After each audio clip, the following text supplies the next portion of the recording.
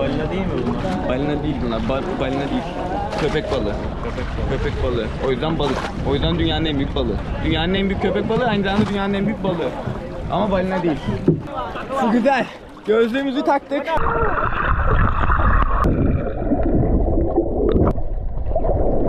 Vay arkadaş, neye bindik? Abi eyvah eyvah. Oğlum çok tehlikeli lan. Öyle bir vuruyor ki alttan motor şu an bana. Ses yapmayacağım. Etrafı bir dinleyin sadece.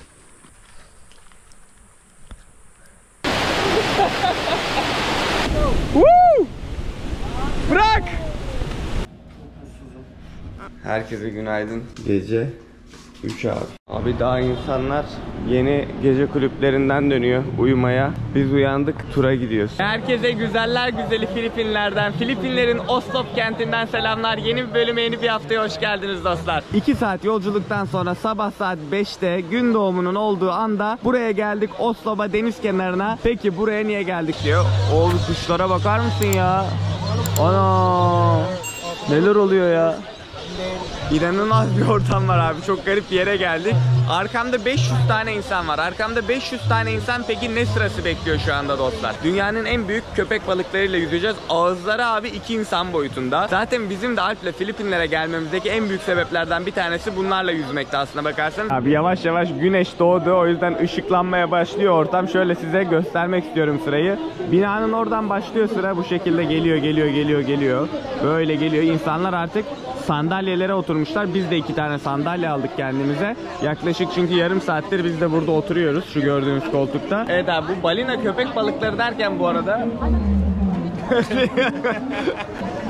evet abi, bu balina köpek balıkları derken bu arada köpek balığı diyorsun ama insana zararsız kesinlikle. Planktonlarla besleniyor hayvanlar. Kafese mafese herhangi bir şey gerek yok. Direkt denize atlıyorsun, girebiliyorsun. Ben artık sandalyeyi bırakacağım herhalde ya. Hızlı ilerlemeye başladı sıra. Bu kadar insan var çünkü, o yüzden 25 dakika civarında maksimum zamanımız olacak onlarla yüzmek için. Aslında çok hızlı geçecek anladığım kadarıyla. Biraz koştur olacak.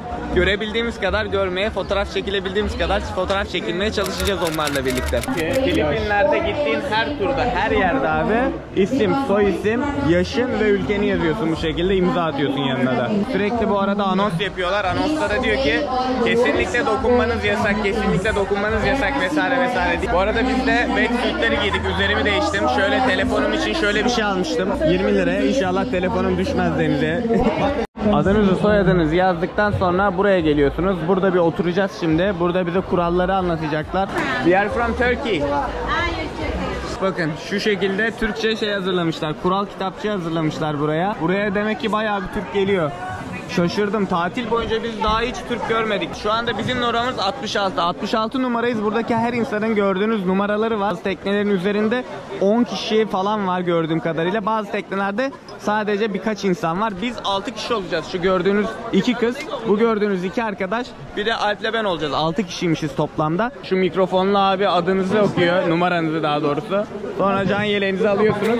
Bunu giyeceğiz ama bununla da almak zorunda değiliz bildiğim kadarıyla. Bunu çıkartacağız sonra. Kimse de çanta yok gördüğünüz gibi. Çanta bırakma alanı varmış bir tane. Oraya ücretsiz çantayı bırakıyorsunuz. Size şöyle bir numara veriyorlar. Çok hani dengeli durmuyor botlar. Bayağı da su alıyor. Benim çanta mahvolurdu herhalde. O yüzden gittik çantaları bıraktık şimdi. Bak 2 kişi daha katıldı bize. 8 kişiyiz. Şu şekilde telefonum inşallah düşmez ya. Hadi giriyoruz bakalım. Hello. Morning. Küçücükler. Bu şey abi, Koron Adası'nda gördüğümüz küçük botlardan işte. Bunlara nasıl biniyorlar diyordum. Böyle biniliyormuş. Baştan biniyorsun. Ondan sonra bu şekilde önlere doğru ilerliyorsun. Yalı geldik. Dünyanın en büyük balığını görmeye geldik abi. Dünyanın en büyük balığıymış bu arada. Balık. Orada öyle yazıyordu. Biggest fish in the world yazıyor. Balina değil mi bunlar? Balina değil bunlar. Balina değil. Köpek balığı. Köpek balığı. O yüzden balık. O yüzden dünyanın en büyük balığı. Dünyanın en büyük köpek balığı aynı zamanda dünyanın en büyük balığı. Ama balina değil. Geliyor bu. Bu mu? Yeniyordur herhalde ya. Denizden ne çıksa yer misin?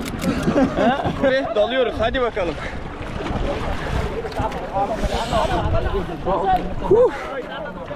Su güzel.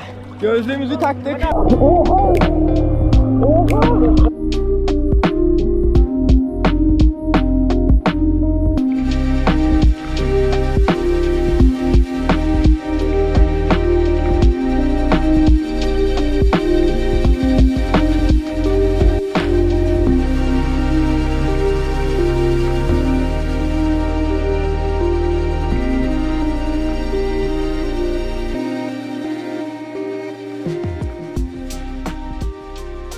Hayatımızın en ilginç, en güzel deneyimlerinden birisini geçirdik. Gerçekten öyleydi. Dostlar, hayatımızdaki en unutulmayacak anlardan bir tanesiydi herhalde söylediğim gibi. Şimdi duşumuzu aldık. Çıkışta hemen duşlar vardı. Duşu aldıktan sonra bu alana geri geldik. Çantalarımızı şu baggage counter'a koymuştuk. Oradan çantalarımızı aldık. Nasıl da He? Değil mi? Çok iyiydi. Gerçekten unutamayacağımız bir deneyim oldu. Çok hoşuma gitti. Yani buraya gelip bunu kesinlikle denemek lazım yani. Bu arada scuba diving yapan insanlar da gördük onlarla birlikte. Tüplerle dalıyorlar. Bak buradaymış. O da farklı bir fantezi. Buradan scuba diving kiralıyorsun abi. Scuba diving yapıyorsun aşağıya. Günümüz çok uzun olacak. Çok hızlı hareket etmemiz lazım. Şimdi nereye gidiyoruz? Kawasan şelalesine. Canyoneering yapmaya gidiyoruz. O bayağı heyecanlı geçecek çünkü zıplayacağız. Bayağı bir yerden zıplayacağız. Yukarılardan. Çok yukarılardan zıplayacağız. Hadi gidelim. Şöyle bir dükkan açmışlar. Hanımefendi kendisi yapıyormuş bunların hepsini. Bu gördükleriniz gerçek. Şunlar domuz dişi. Bunlar, these are wild boar. Evet, bunlar domuz dişi abi, şu gördükleriniz. Bunları da, and these are real bones that you carved. Yes, yes. What kind of bone this was? Water buffalo. Water buffalo. Filipino water buffalo'ymuş abi. Yani su bufalosunun kemiklerinden yapılmış. Hanımefendi kendisi yapıyor. Ben de şöyle bir şey almak istedim. Şöyle bir şey aldığınız zaman 50 TL'ye geliyor. Gerçekten you have an amazing work. Yani really good. What's your name? I'm chill. Chill, alright. Nice to meet you, Chill. Okay.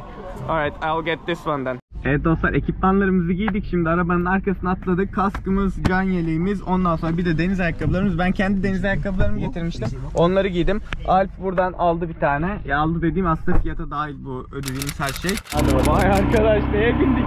Abi eyvah eyvah. Oğlum çok tehlikeli lan. Arabayı terk ettik. Bundan sonrasında develerle devam ediyoruz. Hep 3 kişi bundan sonra. Oğlum sesim titriyor. Öyle bir vuruyor ki alttan motor şu an bana. Korkudan mı yoksa? He? Korkudan mı yoksa? Geçen haftaki ATV videosuna döndü olay. Çamurların içinden falan geçiyoruz şu anda bayağı. Evet abi, şu kadarcık motorla 3 kişi geldik valla. Adama da 100 peso verdiler, 30 TL. Diğerine de 100 peso verdiler. 30 TL'ye ikimiz de getirdiler. Motorları bıraktık. Ormanın içinde dostlar bir tane şöyle patika var. Birazcık çamurdan dolayı kayıyor. Gördüğünüz gibi ayaklarım hep çamur oldu. Buradan abi şelaleye doğru ilerlemeye çalışıyoruz da etrafımız mükemmel ya. Bak şimdi ses yapmayacağım. Etrafı bir dinleyin sadece.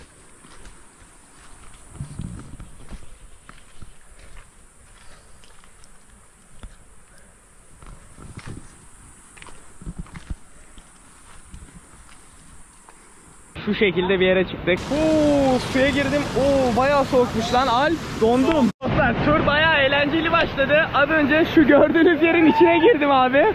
İnanılmaz keyifli, bakar mısın? Su kafana öyle bir vuruyor ki. 1, 2, 3, go. Hasiktir. Oğlum nasıl atladın? Nasıl ya? Kötü mü? Gerçekten mi? Gel bir daha atla diyor. Bu bak. Oğlum nasıl atladın? Şuradan diyor, şuradan. Atlıyoruz, yapacak bir şey yok. Bu kadar yüksekten atlayabileceğiz mi bilmiyorum ama atlamaya çalışacağız, artık yapacak bir şey yok. Alp atla bir daha. Oğlum ben korkuyorum. Ha?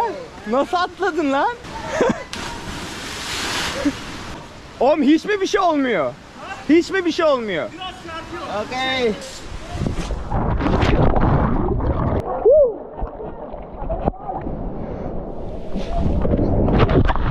Bu kadar. Başka atlamıyoruz.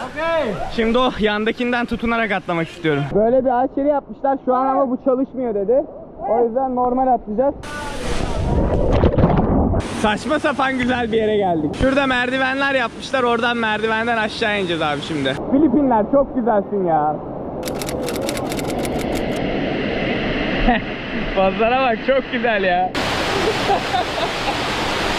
Çok iyi, çok. Gel yanıma gel. Gel. Bu tarafa gel. Şu an gördüklerime inanamıyorum. Adam diyor ki daha asıl yere gelmedik. Evet, bir tane şelale burada akıyor abi.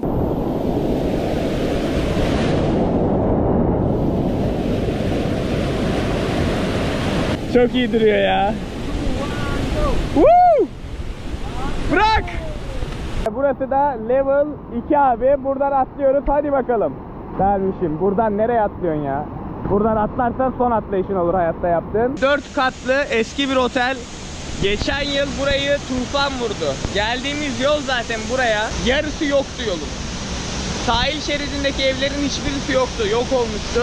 Büyük fırtına olmuş burada. Odin koymuşlar adını hatta. O buradaki oteli dahil her şeyi parçalamış abi. Hale bakar mısın? Yürüdüğümüz yerlere bakar mısın? Otelin abi balkonu mudur nedir artık bilmiyorum. Uçmuş gelmiş buraya otel. Kawasan şelalelerindeki son kısım. Burası level 2. Abi manzara çok iyi ya. Bu nasıl bir görüntü ya? Bu nasıl bir görüntü ya? He? Sadece bana ait. Bakın benden başka hiç kimse yok. Alp girmek istemedi. Şimdi tayfunda yani fırtınada zarar gördüğü için tur rehberimizin evi burayı ev olarak edinmişler. Şu anda içeride eşi var. 3 tane de çocuğu var. Kendisinin de yatağı şurası bakın. Şu masa gördüğünüz masa kendisinin yatağı abi. Yatağını toplamış o şekilde bırakmış buraya. Burada bir şeyler falan satılıyor görüyorsunuz.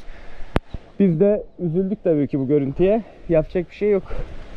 Elimizden geldiğince yardımcı olmaya çalışacağız tabii ki onlara. İnsanlar buralarda yaşıyorlar yani anlayacağınız. Evlerini kaybetmiş herkes abi. Şöyle bir tavuk verdiler. Ondan sonra şöyle bir çorba verdiler, et çorbası.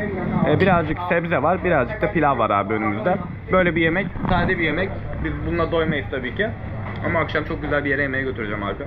Sonunda Cebu şehrine geri dönmeyi başardık. Şu anda şehir merkezindeyiz. Max Chicken diye bir yere geldik. Yemeklerimiz şimdi önüme geldi. Spring roll şunlar. Bunların içinde sebze var dostlar. Vietnam'da aslında çok fazla yapılıyor ama Filipinler'de de bayağı yapılıyor. Asya'ya özgü bir şey. Bunun tadının çok güzel olduğunu düşünüyorum.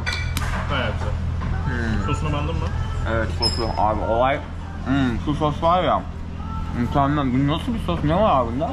Acı ekşi gibi bir şey var. Acı ekşi gibi anam. Daha acı ekşi şeyleri zaten çok seviyorum abi. Burada garlic rice var yani. Bağımlılığımız. Bağımlılığımız. Her gün yemek istediğimiz şey abi.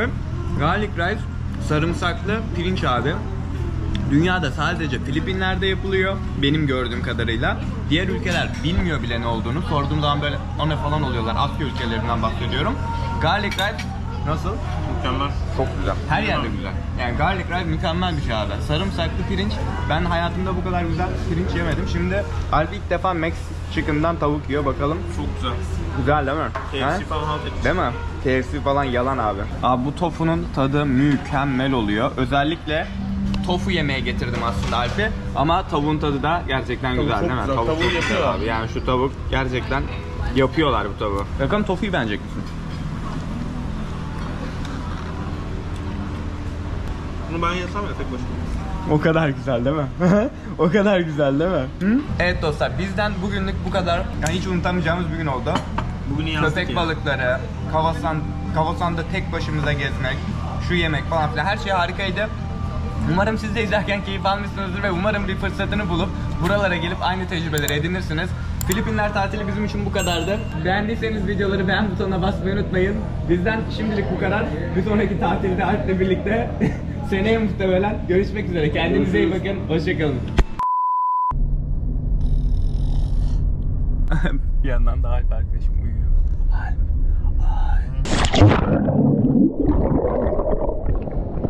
Ve düştüm abi. Sadece 2 saat uyuduk. Abi uyuyorum. Hala karnım ağrıyor.